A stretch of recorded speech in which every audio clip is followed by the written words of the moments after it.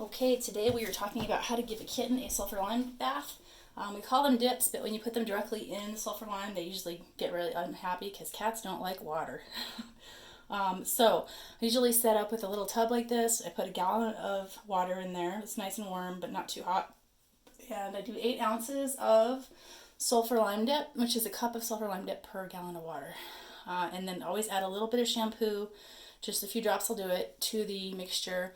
That helps the solution penetrate the hair better and also makes it more effective and didn't take as long to do the dips. Okay, so this is Georgie. He's my participant today. He is actually clear of ringworm, but we're doing one last dip just to make sure. And so what you want to do is get your washcloth or a sponge, and you're going to dip it in the dip, and then you're going to come over and start petting him with it, basically. And he's just going to purr. He's used to this at this point. So after you kind of start petting them and they kind of get used to it, then you can start putting more and more liquid. And at the end, you're just kind of dripping it directly onto them and making sure that it's in all the hair and penetrates everywhere. I usually start with the back end and make sure that I get the legs real well and everything's really wet down to the skin. Make sure you wipe the feet and get in between the toes. You gotta get the tail wet. Make sure every little bit gets nice and wet.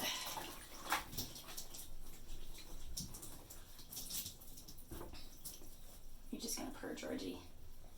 You want to be real careful not to get any in their eyes while you're doing this, because it stings.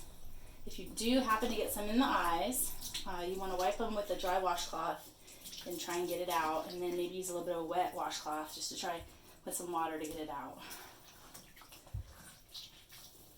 So after you get their whole back end, you're pretty happy with that, then you're going to move to their shoulders, and you want to then start dripping it kind of around their shoulders to get their whole front end here. Make sure and wipe the feet especially extra, again, because you want to get it in between the toes. Sometimes that's the last place to clear when you have a kitten with ringworm or a cat. So he's a little wiggly, but he's purring this whole time. He's not worried about it. All right, and then the very end, when you think you've got everything nice and wet, you're just going to get a finger, not really wet, on the washcloth, and you're going to do whiskers and the chin real well.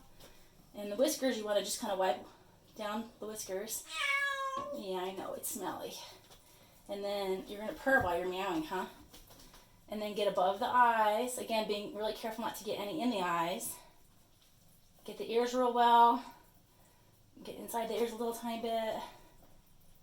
Just make sure it's nice and coated. It doesn't have to be dripping on the face. You want to be really careful about not dripping.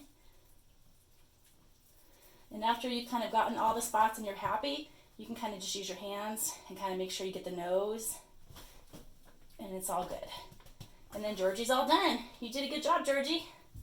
And at the end, double check and make sure there's no dry spots. And if you see anything dry, make sure you do a little bit more. And then you want to let them drip dry. Yeah, they drip dry. Don't rinse them. And make sure they're warm enough. Sometimes you need a space heater or something. If they're shivering, they're probably too cold. Don't put them anywhere windy. And then as soon as they're drip dry, they can go back in their cage or wherever you're keeping them. You want to make sure and keep them contained, and whenever they're drying is a good time to go and completely clean their crate or their area. You want to clean everything, replace all the bedding, wash all the bedding, wipe everything down, make sure it's just totally clean so they're not getting reinfected. And that's how you do the ringworm dips. Thanks, Georgie.